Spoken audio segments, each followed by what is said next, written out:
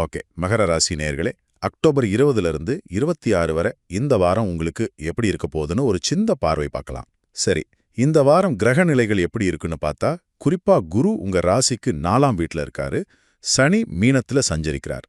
இதனால உங்க வாழ்க்கையோட வெவ்வேறு பகுதிகளில் என்னென்ன தாக்கங்கள் இருக்கலாம்னு கொஞ்சம் பார்க்கலாம் வாங்க. முதலாவதா உங்க பணம், தொழில் விஷயம். குருவோட 4ஆம் வீட்டு பார்வை ஓரளவுக்கு அனுகூலமா இருக்கிறதால பண வரவுல முன்னேற்றம் தெரியும், புது வாய்ப்புகளும் வரலாம். பழைய வேலைகளை முடிச்சுட்டு புது திட்டங்கள்ல கவனம் வைக்கிறது நல்லது.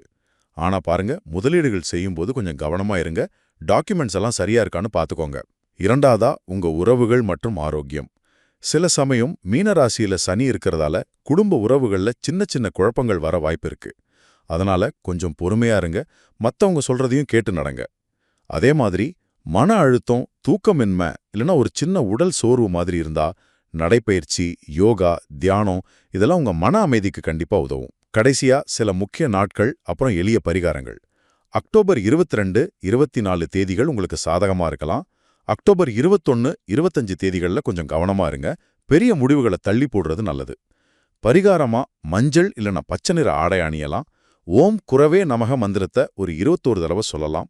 வீட்டை சுத்தமா வச்சு துளசி இல்ல வேம்பு செடி வளர்க்குறதும் நல்லதுதான். சுருக்கமா சொல்லணும்னா மகர ராசிக்காரங்களுக்கு இந்த வாரம் நிதிநிலை மேம்படும், ஆனா உறவுகள்லையும் ஆரோக்கியத்திலையும் கொஞ்சம் கூடுதல் கவனம் தேவைப்படும் வாரமா இருக்கு.